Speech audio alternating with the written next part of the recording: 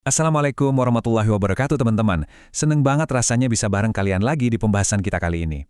Coba jujur aja deh, di dunia yang serba cepat ini, dengan tuntutan tugas, tekanan karir, belum lagi standar media sosial yang kadang rasanya nggak masuk akal, seberapa sering sih dari kita ngerasa bener-bener capek secara mental? Pasti sering banget kan?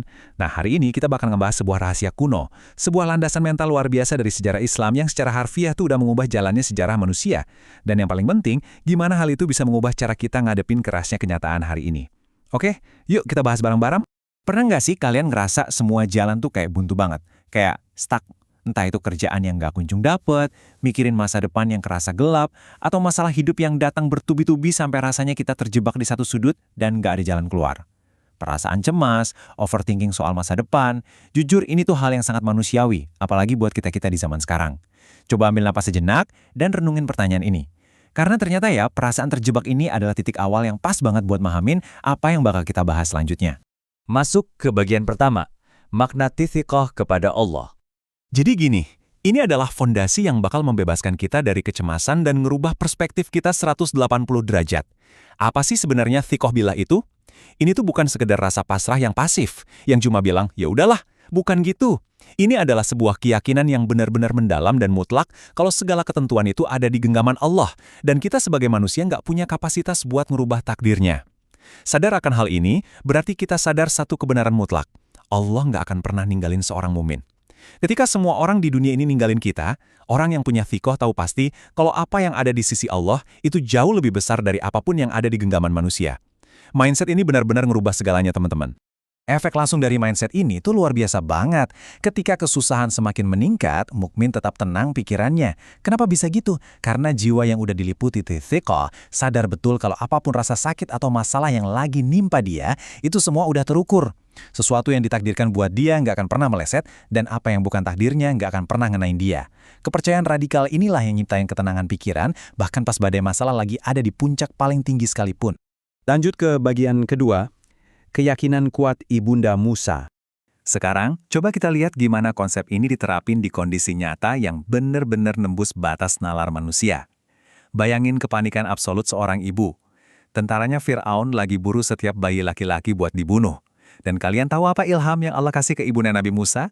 Menghanyutkan bayi yang gak berdaya itu ke dalam peti, ngebiarin dia diombang-ambingkan ombak dan arus Sungai Nil yang ganas dan mematikan. Kalau dipikir pakai logika matematika atau nalar manusia biasa, ini sih samanya bunuh diri. Ini situasi dengan presentasi keselamatan 0%. Taruhannya nyawa darah dagingnya sendiri loh. Tapi coba deh kita resapi janji Allah di surah Al-Qasas ayat ke-7. Janganlah engkau takut dan janganlah pula bersedih. Sesungguhnya kami pasti mengembalikannya kepadamu. Ibunda Nabi Musa berhasil ngilangin ketakutan yang luar biasa itu dengan thiqah yang absolut. Beliau naruh bayinya di sungai ganas itu bukan karena nggak sayang, tapi karena beliau tahu banget tangan yang bakal ngejaga bayi itu di tengah ombak sungai Nil adalah tangan sang pencipta lautan itu sendiri.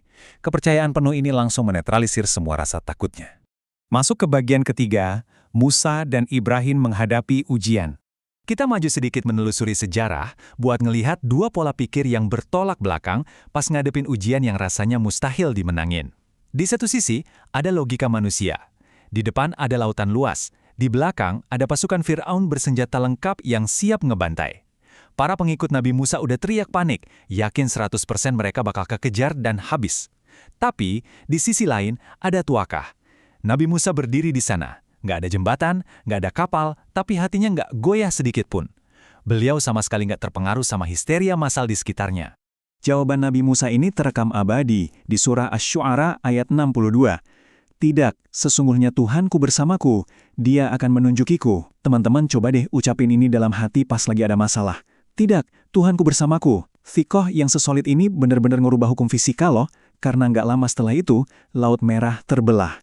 Jalan keluar tiba-tiba muncul di tempat yang sedetik sebelumnya rasanya nggak masuk akal sama sekali. Dan ujian nalar ini tuh nggak berhenti di situ aja. Coba sekarang kalian bayangin posisi kalian sebagai Nabi Ibrahim. Kalian diikat, nggak bisa gerak, dan di depan kalian ada kobaran api unggun raksasa. Saking besar dan panasnya, burung yang terbang di atasnya aja bisa kebakar dan jatuh. Terus, kalian dilempar hidup-hidup tepat ke tengah-tengah inferno yang nyala-nyala itu. Ngeri banget kan? Pas lagi jatuh melayang menuju kematian yang menyiksa itu, terucaplah sebuah kalimat legendaris. Hasbi Allah wa ni'mal wakil. Cukuplah Allah menjadi penolong bagi kami dan Dia sebaik-baik pelindung. Kepasrahan total. kepercayaan absolut. Dan sejarah mencatat, api itu tiba-tiba jadi dingin dan nyelamatin Ibrahim. Menariknya nih, kalimat luar biasa ini kelak bakal diucapin ulang sama manusia paling mulia yang pernah nginjak bumi, yaitu Rasulullah Muhammad SAW bareng para sahabatnya. Nah, kita sampai di bagian keempat, ujian sikoh saat hijrah. Momen ini adalah salah satu titik paling mendebarkan dalam sejarah Islam. Rasulullah dan Abu Bakar lagi sembunyi di dalam sebuah gua kecil, Gua Thur. Di satu sisi ada realitas fisik yang super menakutkan. Kaki-kaki para pemburu bayaran dari kaum Quraisy udah berdiri tepat di atas kepala mereka.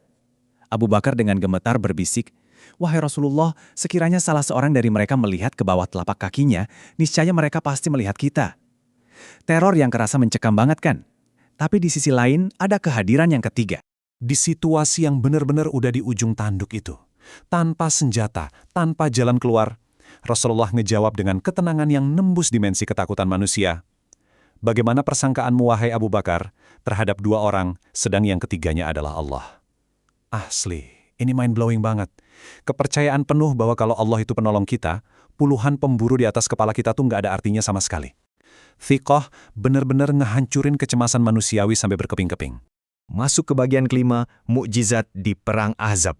Siapin diri kalian buat ngebayangin ujian iman yang paling kolosal. 10.000. Angka raksasa ini bukan cuma sekedar statistik, teman-teman. Ini adalah jumlah pasukan aliansi militer terbesar dalam sejarah Jazirah Arab waktu itu, yang ngepung kota kecil Madinah. Pasukan gabungan dari berbagai kabilah ini cuma punya satu tujuan, musnahin Islam sampai ke akar-akarnya. Dan seakan itu belum cukup parah, posisi umat Islam waktu itu benar-benar mematikan.